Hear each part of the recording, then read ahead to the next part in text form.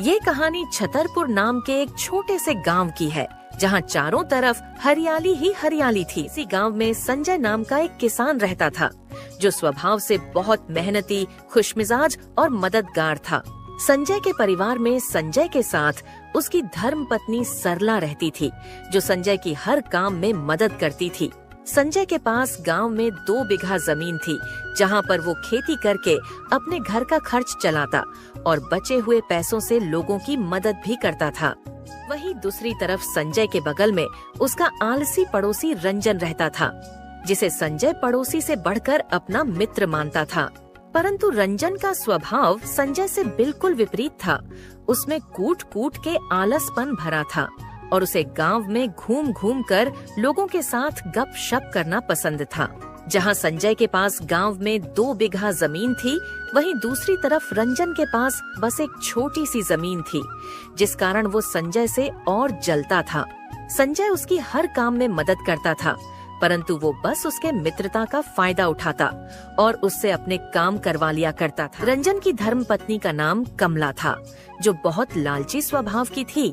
एक दिन इसी तरह संजय सुबह सुबह अपने खेत पर काम करने पहुंच जाता है और वो खेत पर आते ही खेत का काम करना शुरू कर देता है। वहीं दूसरी तरफ रंजन अपने घर में पलंग पर चादर तान कर सोया हुआ था। संजय बिना रुके अपने खेत की जोताई करता रहता है। देखते देखते कुछ समय में दोपहर हो जाती है।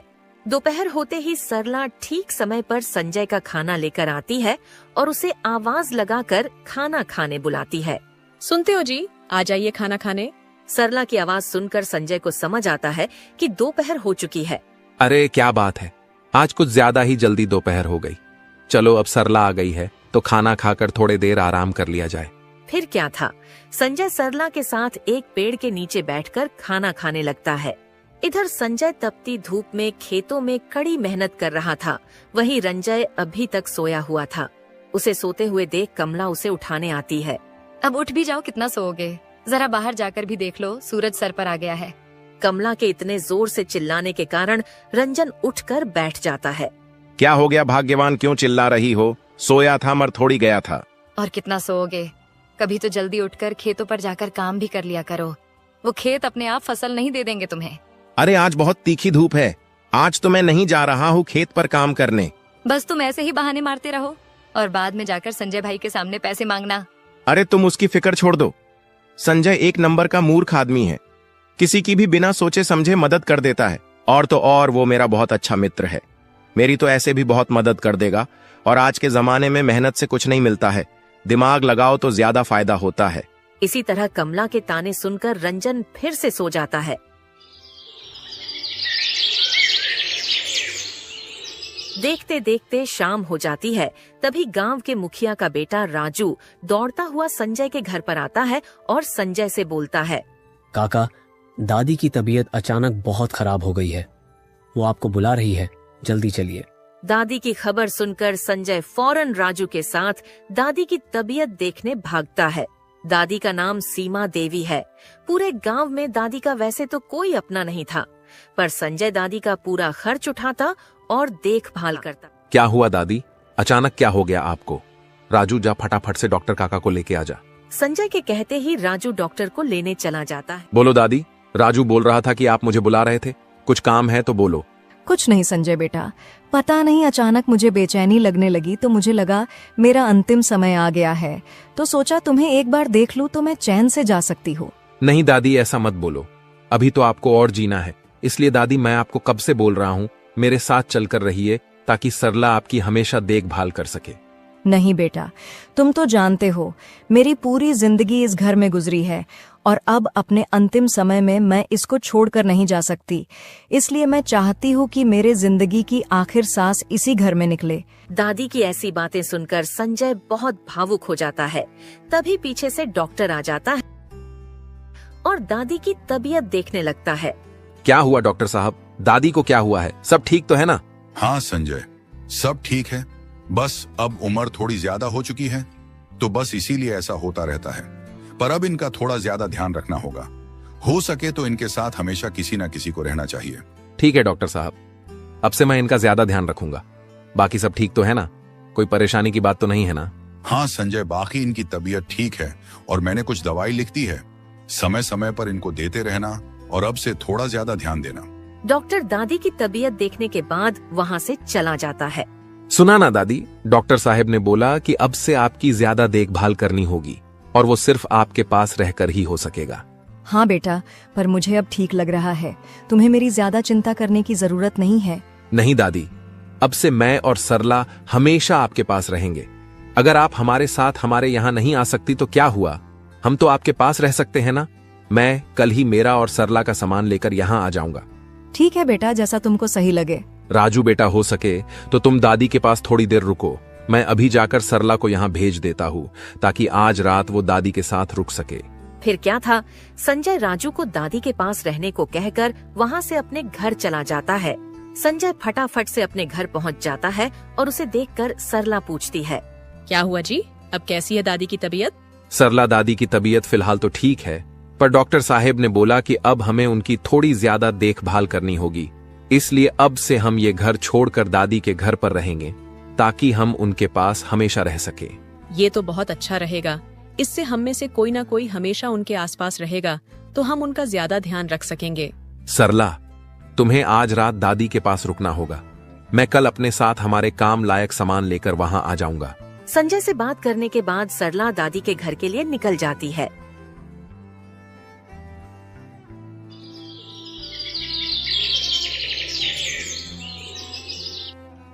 अगली सुबह संजय भी अपना और सरला का सामान बांधकर दादी के घर के लिए निकलता है, पर जाते वक्त उसे घर के बाहर कमला देखकर रोक लेती है। क्या हुआ संजय भाई, कहाँ जा रहे हो सामान बांधकर? कहीं नहीं भाभी, बस दादी की तबीयत खराब है तो डॉक्टर ने सलाह दी है कि अब उनके पास हमेशा कोई ना कोई होना चाहिए देखभाल के लिए। तो अब से मैं और सरला दादी के साथ रहने वाले हैं। पर भाई, आप लोग अपना घर छोड़कर क्यों जा रहे हो? दादी को अपने पास ले आइए। नहीं ना भाभी, मैंने दादी से कहा था, पर दादी अपना घर छोड़ना नहीं चाहती, तो मैंने सोचा कि वो यहाँ नहीं आ सकती तो हम तो उनके पास जा सकते हैं ना। और हाँ भाभी, जब तक हम दादी के यहाँ है तो जरा तब तक हमारे घर का ध्यान रखना। अरे ये भी कोई कहने की बात है भाई साहब, आप निश्चिंत होकर जाइए। संजय कमला को सारी बात बताकर दादी के घर के लिए निकल जाता है। फिर ऐसे ही कुछ दिन बीत जाते हैं। संजय और सरला दादी के साथ अपना अच्छा समय बिता रहे थे।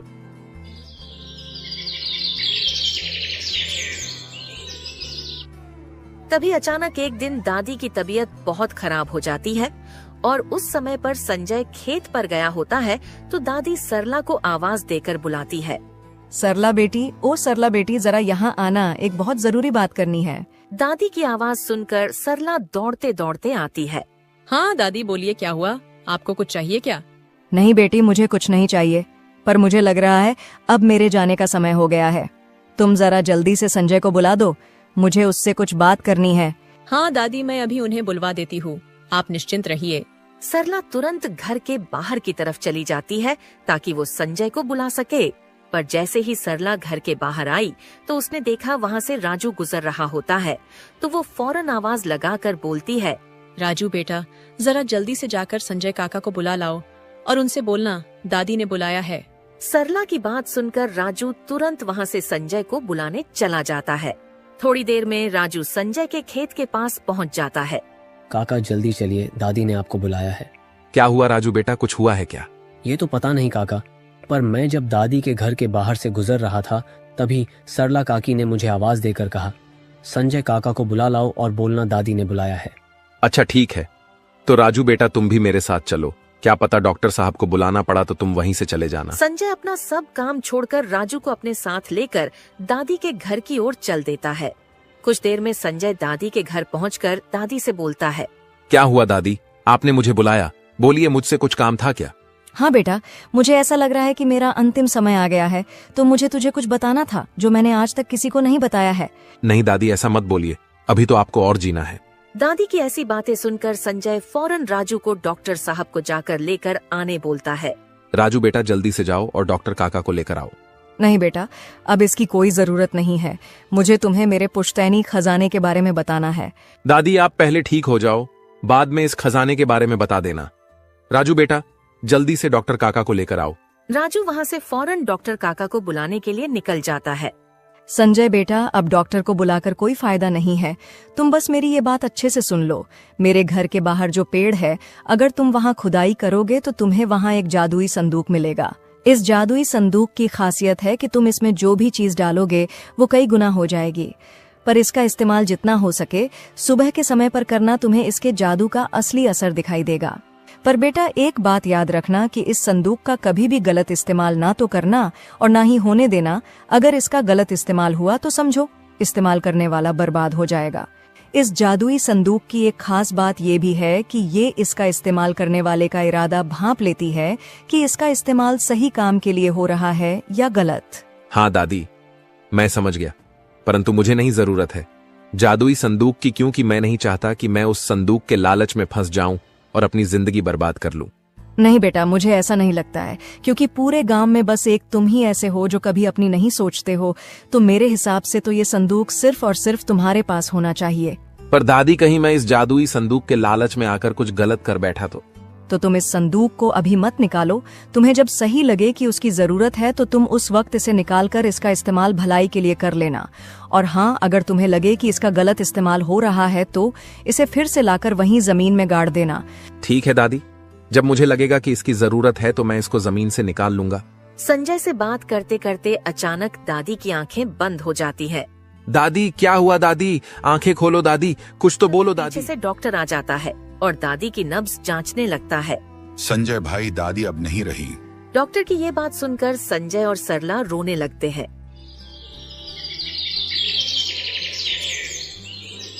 अब 2 साल गुजर चुके थे, परंतु संजय ने अब तक उस जादुई संदूक को अपनी जगह से नहीं निकाला था। इस साल बारिश न पड़ने के कारण गांव में अचानक भयानक सूखा पड़ गया था। सूखा पड़ने के कारण गांव के सभी लोग बहुत ज्यादा परेशान हो चुके थे। गांव के बड़े बुजुर्गों का भी कहना था कि ऐसा सूखा गांव में बहुत समय के बाद पड़ा था।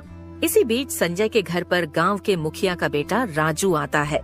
काका, आपको पिताजी ने कुछ जरूरी बात करने बुलाया है। ठीक है राजू बेटा, तुम चलो, मैं थोड़ी देर में आता हूँ। संजय को सारी बात बोलकर राजू वहाँ से चला जाता है। क्या हुआ जी? आपको अचानक मुखिया जी ने क्यों बुलाया होगा? पता नहीं, पर शायद गांव में आए इस भयानक सूखे के बारे में चर्चा करने बुलाया होगा। तो आप इसके लिए क्या कर पाओगे? ये आपके हाथ में थोड़ी न है। हाँ, पर पहले जाकर देखकर तो आता हूँ कि सच में इसी विषय पर बात करनी या कोई और बात करनी है। ठीक है, जैसा आपको ठीक लगे, पर आप खाना वगैरह खाकर जाना, क्या पता कितने देर तक आप लोगों की बात चले। फिर क्या था, संजय खाना वगैरह खाकर गांव के मुखिया के घर पर पहुंच जाता है। काका, आपने मुझे बुलाया था, बोलिए, कोई जरूरी बात करनी है क्या? संजय, गांव पर आई इस विपदा से तुम भली भांति परिचित हो। पानी की कमी और सूखे के कारण गांव के लोगों का जीवन दूभर हो गया है। हमें कुछ ऐसा करना होगा जिससे गांव की मदद हो सके। मुखिया जी, आपकी बात बिल्कुल सही है। हमें जल्द से जल्द कोई समाधान निकालना होगा, परंतु सोचने की बात यह है कि हमारे पास संसाधन सीमित हैं। यही तो समस्या है संजय। गांव के बुजुर्गों का कहना है कि हमारे पूर्वजों के पास कुछ विशेष साधन थे जिनकी मदद से उन्होंने ऐसी परिस्थितियों से निपटा था। मैंने सोचा गांव के सभी लोगों से बातचीत करके देखता हूँ, शायद कोई किसी तरह से मदद कर दे। मुखिया जी, मैं जल्द से जल्द इस बारे में कुछ सोचकर आपको बताऊंगा। फिर क्या था, संजय मुखिया के घर से अपने घर के लिए निकल जाता है। घर आते ही सरला उससे मुखिया के घर पर हुई बातचीत के बारे में पूछती है। क्या हुआ जी? मुखिया जी ने आपको क्यों बुलाया था? वही अचानक आए सूखे के कारण बुलाया था, पर मैंने उनसे कहा कि सोचकर बताता हूँ। पर आप इसके लिए क्या कर पाओगे? हम तो ज्यादा से ज्यादा गांव के लोगों को कुछ दिन का अनाज देकर मदद कर सकते हैं। सरला, मेरे पास है एक चीज जिससे मैं पूरे गांव वालों की मदद कर सकता हूँ, पर उसका इस्तेमाल हमें सोच समझ कर करना होगा। क्या कहा? आप किस तरह से करोगे सभी गांव वालों की मदद? सरला दादी ने गुजरने से पहले मुझे एक जादुई संदूक के बारे में बताया था, जिसमें अगर हम कोई भी चीज डाले तो वो कई गुना हो जाती है। संजय से जादुई संदूक वाली बात सुनकर सरला तो चौंक जाती है। क्या कहा जादुई संदूक? पर आपने मुझे इसके बारे में पहले क्यों नहीं बताया? वो इसलिए क्योंकि दादी ने मुझे सावधान भी किया था कि इस जादुई संदूक में इतनी ताकत है कि इसमें डाली गई किसी भी चीज को ये कई गुना कर सकता है, पर अगर इसकी लालच में आकर इसका गलत इस्तेमाल किया गया तो ये संदूक उसको बर्बाद भी कर सकता है। इसलिए मैंने सोचा कि जब मैं अपने निजी जिंदगी में बहुत खुश था तो मैंने आज तक उसके बारे में कभी सोचा भी नहीं था, पर अब हम इसका इस्तेमाल गांव वालों की सहायता के लिए कर सकते हैं। ये तो बहुत अच्छा रहेगा। आप जाइए और उस जादुई संदूक को ले आइए। संजय तुरंत अपने घर से निकल जाता है और दादी के घर के पास वाले पेड़ के पास खुदाई का काम शुरू कर देता है। थोड़ी देर बाद उसको वो जादुई संदूक मिल जाता है। चलो अब इसे लेकर घर चलता हूँ और फिर देखता हूँ इसका चमत्कार। संजय उस जादुई संदूक को लाकर अपने घर के बिस्तर पर रख देता है। सरला, ये रहा वो जादुई संदूक। बताओ सबसे पहले इसमें क्या डालकर देखे। अब इस मौके पर हम गांव वालों को अनाज देकर ही मदद कर सकते हैं, तो सबसे पहले इसमें हमें गेहूं का दाना डालकर देखना चाहिए। ठीक है सरला, जाओ और जाकर गेहूं का दाना लेकर आओ। सरला तुरंत रसोई में जाकर गेहूं का दाना लाकर उस जादुई संदूक में डाल देती है। देखते ही देखते पूरा संदूक गेहूं के दानों से भर जाता है। संदूक का ये जादू देखकर तो दोनों पति पत्नी हैरान हो जाते हैं और इसका इस्तेमाल गांव के लोगों के लिए करने का निश्चित करते हैं। क्या बात है, ये तो कमाल का संदूक है। इससे तो हम पूरे गांव वालों को आराम से मदद कर सकते हैं। हाँ सरला, पर याद रहे कि ये बात फिलहाल सिर्फ हम दोनों के बीच में रहनी चाहिए, ताकि इसका कोई गलत इस्तेमाल ना कर ले।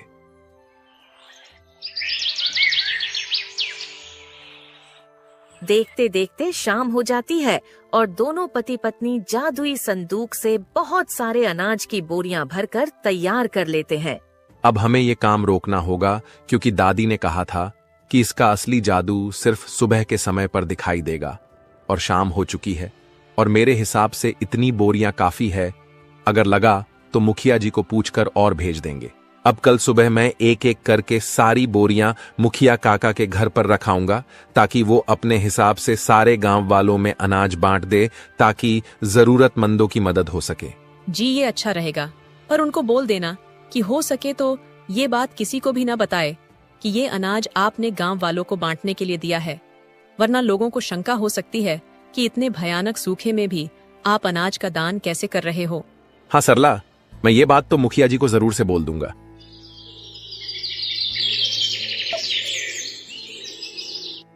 अगली सुबह जब संजय अनाज की बोरी लेकर मुखिया काका के घर के लिए निकलता है, उसी वक्त कमला उसे देख लेती है और पूछती है, क्या हुआ संजय भाई, अब सुबह सुबह ये बोरी लेकर किस तरफ चल पड़े?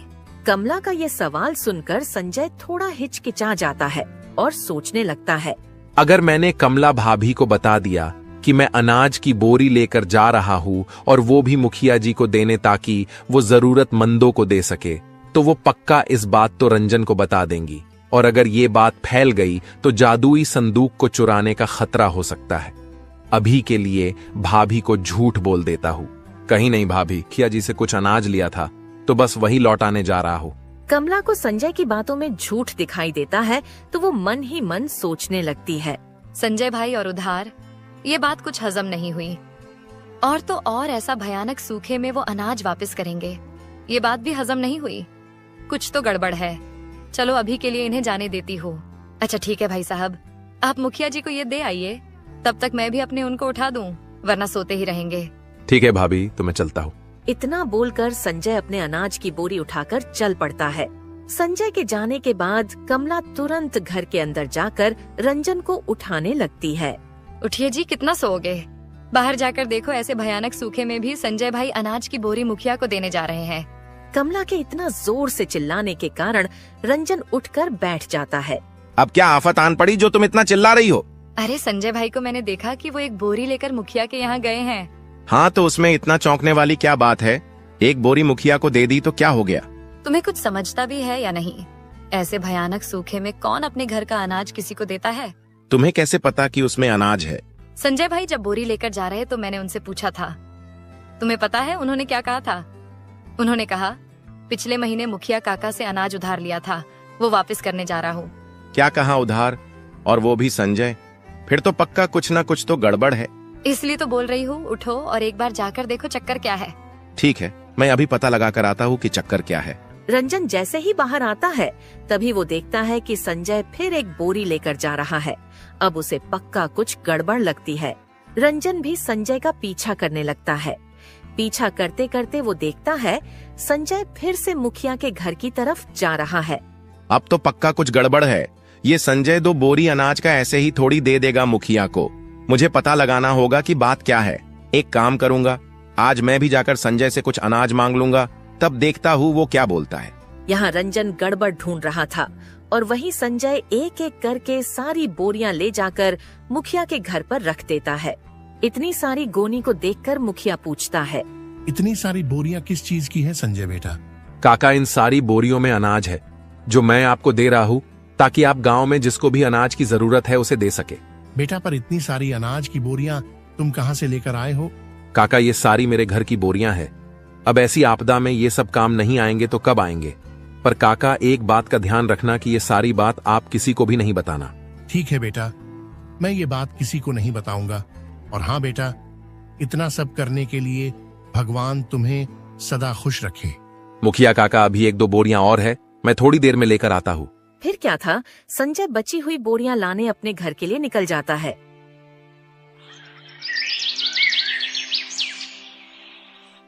उसी शाम रंजन संजय के घर पहुंच जाता है और रंजन को अचानक देखकर संजय बोलता है, अरे रंजन भाई, इतनी रात गए, क्या हुआ? कोई बात है क्या? हाँ भाई, एक छोटी सी मदद की जरूरत थी तुम्हारी, इसीलिए चला आया। हाँ बोलो ना भाई, मैं क्या मदद कर सकता हूँ तुम्हारी? भाई, वो मेरे घर का राशन खत्म हो गया था और फिलहाल मेरे पास पैसे भी नहीं है कि मैं दुकान से ले आऊं, तो सोचा तुमसे थोड़ा ले लेता हूँ। जैसे ही मेरे पास आएंगे मैं तुम्हें वापस कर दूंगा। बस इतनी सी बात? बोलो भाई, कितना चाहिए और क्या चाहिए, मैं तुम्हें लाकर दे दूंगा। रंजन तो संजय की बात सुनकर चौंक जाता है और सोचने लगता है, कितना और क्या? बोल तो ऐसे रहा है जैसे मैं जो बोलूंगा दे देगा। भाई, तुमसे जितना हो सके उतना चावल दे दो, बस, और कुछ नहीं। ठीक है भाई, मैं अभी तो नहीं दिला पाऊंगा, पर तुम कल सुबह सुबह आना और ले जाना। रंजन को संजय की बात नहीं समझी। वो फिर से सोचने लगा, अभी नहीं दिला सकता, पर सुबह सुबह ले जाना। अभी नहीं है तो सुबह कहाँ से आ जाएंगे? एक काम करता हूँ, अभी निकलता हूँ यहाँ से और थोड़ी देर जासूसी करके देखता हूँ कि ये कहाँ से दिलाने वाला है मुझे चावल। फिर क्या था, रंजन वहाँ से चला जाता है और खिड़की के बाहर से संजय के घर के अंदर नजर रखने लगता है। वही दोनों पति पत्नी आपस में बात करने लगते हैं। सरला, 1 बोरी चावल की हमें और बनानी होगी रंजन भाई के लिए। वो थोड़ी देर पहले आया था, मैंने उसे बोल दिया कि कल सुबह आकर ले जाना।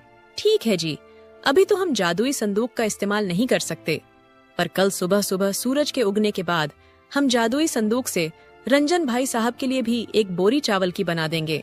खिड़की के बाहर खड़े रंजन ने सरला की बात सुन ली थी और फिर वो सोचने लगता है, अच्छा, तो इन लोगों के हाथ जादुई संदूक लगा है, तभी इतने भारी सूखे में भी अनाज बांटा जा रहा है। रुको, आज ही रात को इसे चुरा लेता हूँ। फिर क्या था, जैसे ही संजय और सरला सो जाते हैं तो उनके घर में रंजन धीरे से घुस आता है और जादुई संदूक को ढूंढने लगता है। रंजन को वो जादुई संदूक संजय के अंदर वाले कमरे में मिल जाता है, जिसे लेकर वो सीधे अपने घर के लिए निकल जाता है। अभी तक कमला को इस संदूक की सच्चाई पता नहीं थी, इसलिए कमला रंजन पर भड़की हुई थी। वो जब घर उस जादुई संदूक को लेकर आया तब कमला ने उससे पूछा, मतलब तुम इस संदूक के चक्कर में संजय भाई के घर पर इतनी रात को गए थे? सरला, ये कोई मामूली संदूक नहीं है, ये जादुई संदूक है। तुम जो बोल रही थी ना, संजय मुखिया को इतने भयानक सूखे में भी अनाज देने जा रहा था, वो सब इसका कमाल है। और संजय ने एक नहीं, कम से कम 10 बोरी अनाज मुखिया के घर पर पहुंचाया है, वो भी इसी संदूक की मदद से। मैं कुछ समझी नहीं, जरा ठीक से बताओ। मैं तुम्हें बताऊंगा नहीं, दिखाऊंगा, पर अभी नहीं, सुबह। मैंने सरला भाभी के मुंह से सुना कि ये सिर्फ दिन के समय पर काम करता है, तो कल सुबह सूरज उगने के बाद मैं तुम्हें इसका जादू दिखाऊंगा।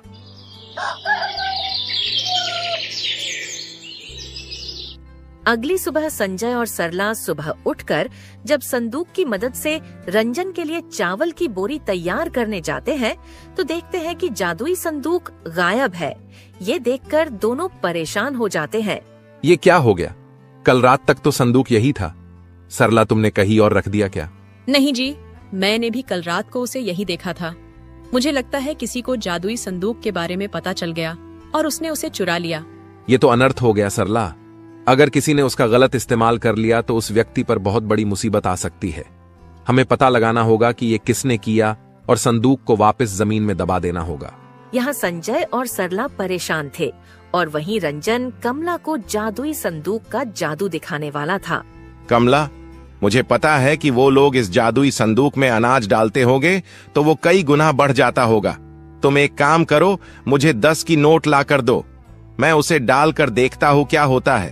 फिर क्या था, रंजन उस संदूक में 10 का नोट डाल देता है। कमला, अब देखो जादुई संदूक का जादू।